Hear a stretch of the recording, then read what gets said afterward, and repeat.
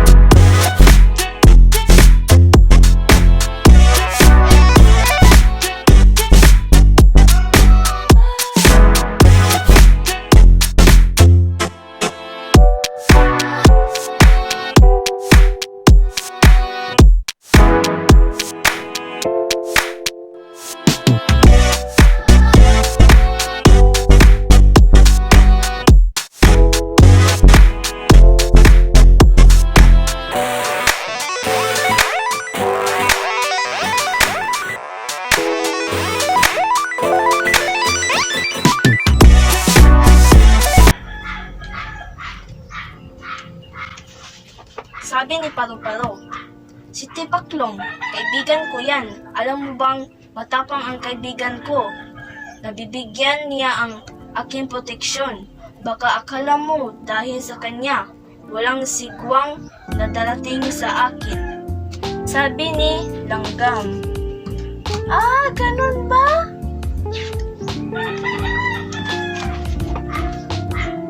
Wala akong inaasahan kundi ang aking sarili. Kaya kayo dito, kayo doon. Sabi ni Paru-Paro, "Utak lang utol. O di pakanta-kanta lang ako ngayon dito. Ikaw lang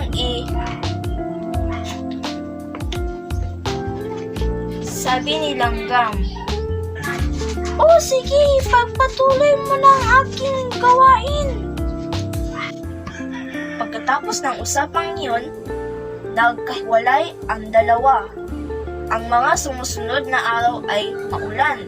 Hindi lamang mahabang tag-ulan, may kasama pang bagyo at baha. Mahirap lumabas at kung malakas man, wala ring matagpo ang pagkain.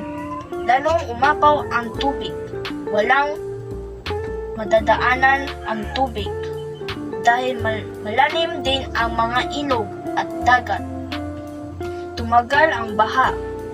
Palubha ng palubha ang kalagayan dahil malakas pa rin ang pagbuhos ng ulan. Sabi ni Tipaklong, "Ano kaya ang nangyari kay Langgam?" Sabi ni Paru-Paro, "Naroon siya sa guwang ng puno, namamahinga. Sagana siya sa pagkain." Naisipan ni Langgam ang dumungaw upang alamin ang kalagayan ng paligid. Aba, ano ba ang kanyang nakita?